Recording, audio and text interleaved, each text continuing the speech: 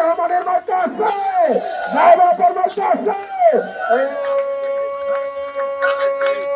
সেই মার্কা আরো ধরে।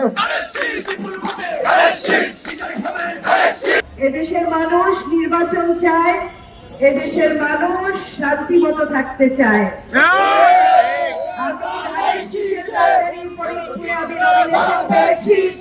ফরিদপুরবাসীর প্রতি আমার ওয়াদা, ফরিদপুরবাসীর প্রতি আমার প্রতিশ্রুতি, ফরিদপুর হবে সন্ত্রাস মুক্ত, চাঁদাবাজি মুক্ত এবং দুর্নীতি মুক্ত একটি শান্তির নিরাপদ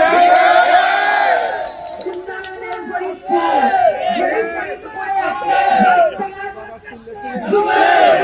শিক্ষা গ্রহণ করতে পারবে, শিক্ষিত সন্তান চাকরি পাবে, শিক্ষিত সন্তান কাজ করবে, পরিবারের সচ্ছলতা ফিরে আসবে। এই মাদক মুক্ত ফরিদপুর আমি বলবো আপনার পরিবার পরিজন সকলে মিলে আপনারা শান্তিমতো যেখানে থাকতে পারবেন।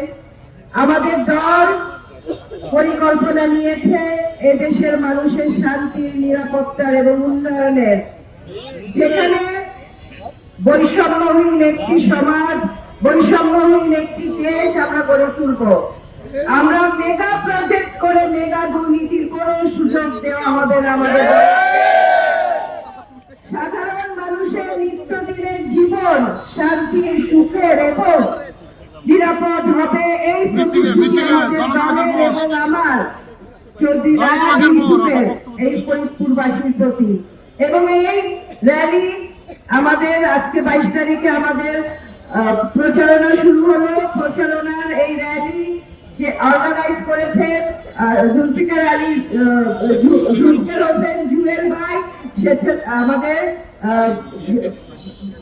বিএনপির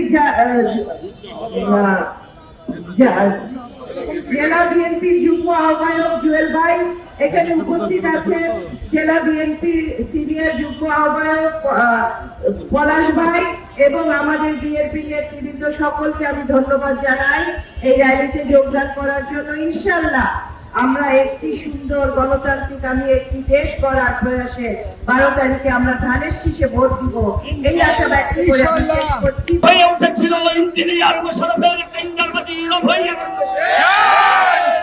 আজ এই 18 বছর পার করে আমার ছাত্র বন্ধুদের ডাকে সাড়া দিয়ে সারা দেশের মানুষ, সর্বস্তরের মানুষ রাস্তায় নেমে এসেছিল। সমস্ত অন্যায়ের একমাত্র নায়িকা হাসিনা দেশ থেকে পালিয়ে গিয়েছে।